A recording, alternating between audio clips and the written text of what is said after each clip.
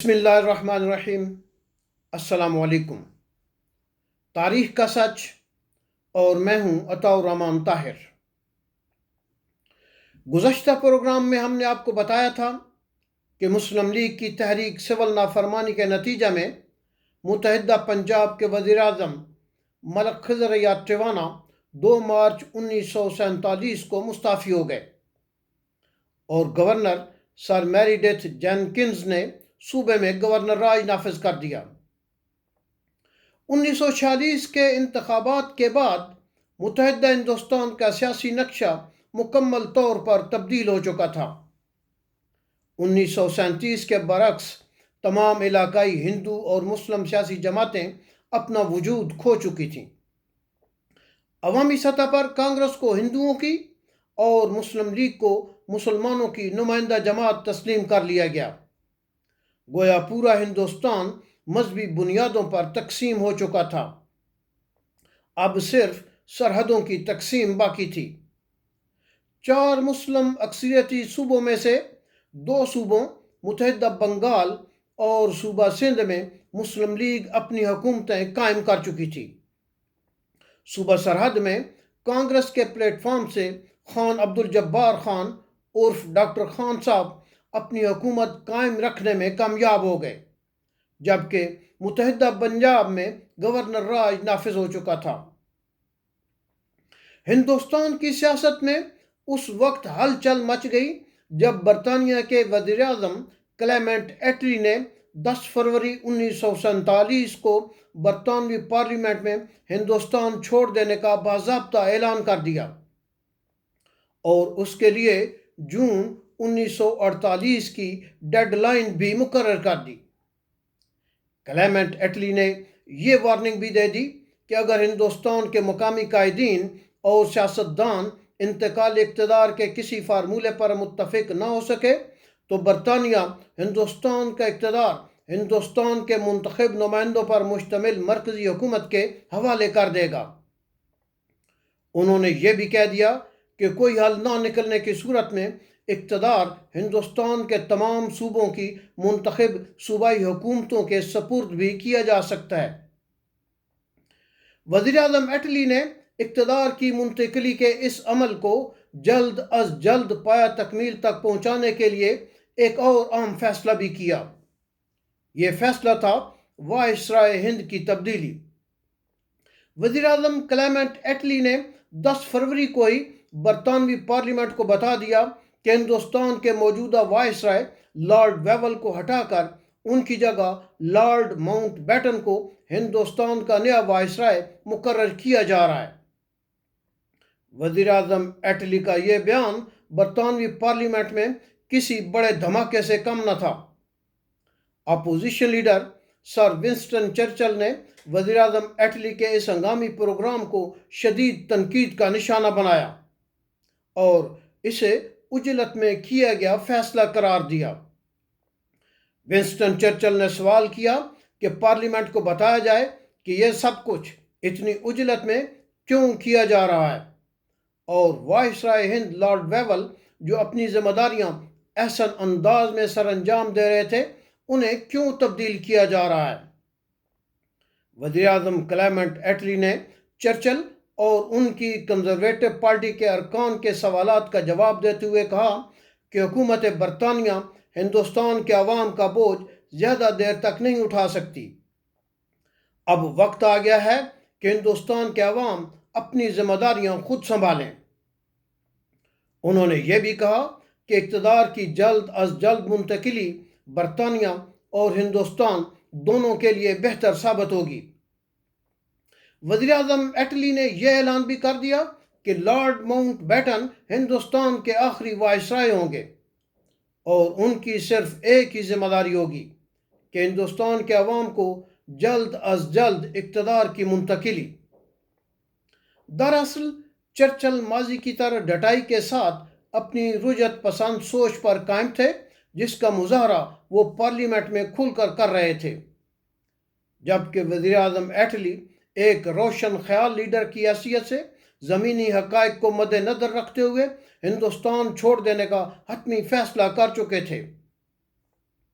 حکومت برطانیہ کی نئی پالیسی کے مطابق لارڈ ماؤنٹ بیٹن ہندوستان کے نئے وائسرائے بن گئے، لیکن انہوں نے فوری طور پر ہندوستان آنے کی بجائے برطانیہ میں رکنا ضروری سمجھا۔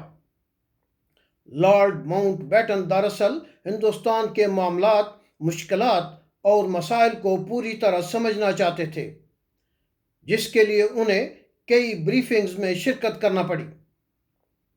لارڈ ماؤنٹ بیٹن اپنی تعیناتی کے اعلان کے 40 دن بعد 22 مارچ 1947 کو ہندوستان پہنچ گئے۔ لارڈ ماؤنٹ بیٹن نے ہندوستان پہنچتے ہی انتقال اقتدار کا فارمولہ طے کرنے کے لیے ہندوستان کے سیاسی قائدین سے ملاقاتوں کا سلسلہ شروع کر دیا، جن میں قائد اعظم محمد علی جناح، گاندھی، نہرو، بلدیو سنگھ سمیت ہندوستان کی تمام سیاسی جماعتوں کے رہنما شامل تھے۔ لارڈ ماؤنٹ بیٹن اپنی ہندوستان آمد کے صرف 2 ماہ بعد انتقال اقتدار کے پلان کو حتمی شکل دینے میں کامیاب ہو گئے، جس کا اعلان 3 جون 1947 کو کر دیا گیا۔ 3 جون کے حوالے سے اس پلان کو 3 جون پلان یا ماؤنٹ بیٹن پلان کا نام دے دیا گیا۔ برطانیہ کی لیبر حکومت نے اس 3 جون پلان کے اعلان کے صرف 1 ماہ بعد لارڈ ماؤنٹ بیٹن کی بھیجی گئی سفارشات کی روشنی میں ہندوستان کی آزادی کے حوالے سے ایک آئینی بل تیار کیا اور 4 جولائی 1947 کو منظوری کے لیے برطانوی پارلیمنٹ میں پیش کر دیا۔ اس بل کو انڈین انڈیپینڈنس بل کا نام دیا گیا۔ برطانوی پارلیمنٹ کے ہاؤس آف کامنز یعنی دارالعوام نے 11 دن بعد 15 جولائی کو اس بل کی منظوری دے دی۔ 16 جولائی 1947 کو ہاؤس آف لارڈز یعنی دارالامراء نے بھی یہ بل منظور کر لیا اور 18 جولائی 1947 کو شاہ برطانیہ جارج ششم نے اس بل پر دستخط کر دیے اور یہ بل انڈین انڈیپینڈنس ایکٹ 1947 بن گیا۔ انڈین انڈیپینڈنس ایکٹ 1947 کی منظوری کے 23 دن بعد ماؤنٹ بیٹن پلان کے تحت پاکستان کی پہلی آئین ساز اسمبلی کا پہلا اجلاس 10 اگست 1947 کو کراچی میں طلب کر لیا گیا۔ پاکستان کی پہلی آئین ساز اسمبلی کل 69 ارکان پر مشتمل تھی، جن میں مشرقی بنگال سے 44، مغربی پنجاب سے 17، سندھ سے 4، صوبہ سرحد سے 3 اور بلوچستان کمشنری سے صرف 1 رکن شامل تھا۔ گویا پاکستان کی پہلی آئین ساز اسمبلی میں مشرقی بنگال کے ارکان کی تعداد 44 اور موجودہ پاکستان کے 4 صوبوں کے ارکان کی کل تعداد 25 بنتی تھی۔ دوسرے زاویے سے دیکھیں تو آپ یہ کہہ سکتے ہیں پاکستان کی پہلی آئین ساز اسمبلی میں مشرقی بنگال کے ارکان کو 64%، 64% نمائندگی حاصل تھی۔ پاکستان کی پہلی آئین ساز اسمبلی کا یہ پہلا افتتاحی اجلاس کراچی میں سندھ اسمبلی میں منعقد کیا جا رہا تھا۔ یہ اتوار کا دن اور اگست کی 10 تاریخ تھی۔ ارکان اسمبلی 10 بجے اسمبلی ہال میں پہنچ گئے۔ پہلی قطار میں قائد اعظم محمد علی جناح، نواب زادہ لیاقت علی خان اور سردار عبدالرب نشتر تشریف فرما تھے۔ اسمبلی اجلاس شروع ہوتے ہی نواب زادہ لیاقت علی خان اپنی نشست سے اٹھے اور انہوں نے کہا کہ میں اسمبلی کے عارضی چیئرمین کے لیے جوگندرا ناتھ منڈل کا نام تجویز کرتا ہوں۔ سردار عبدالرب نشتر نے کہا کہ میں اس کی تائید کرتا ہوں، جس کے بعد تالیوں کی گونج میں جوگندرا ناتھ منڈل سٹیج کی طرف بڑھے اور کرسی صدارت سنبھال لی۔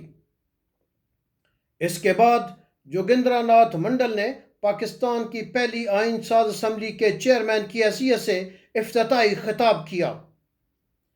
چیئرمین جوگندرا ناتھ منڈل نے کہا کہ سب سے پہلے میں اپنا سر اپنے خدا کے سامنے جھکاتا ہوں، جس نے ہمیں یہاں باوقار انداز میں جمع ہونے کا موقع فراہم کیا، اور میں دعا کرتا ہوں کہ وہ ہمیں سیدھے راستے پر چلائے۔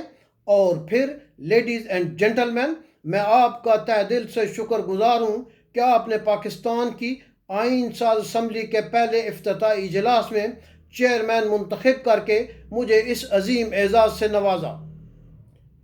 چیئرمین جوگندر ناتھ منڈل نے ایک لمبی تقریر کی۔ اپنا خطاب مکمل کرنے کے بعد جوگندر ناتھ منڈل نے ارکان اسمبلی سے مخاطب ہوتے ہوئے کہا کہ اب میں آپ سے گزارش کروں گا کہ آپ اپنی اپنی اسناد رکنیت سیکرٹری کے پاس جمع کروائیں۔ سیکرٹری ایک ایک کر کے آپ کا نام پکاریں گے، آپ حاضری رجسٹر پر بھی دستخط کر دیں۔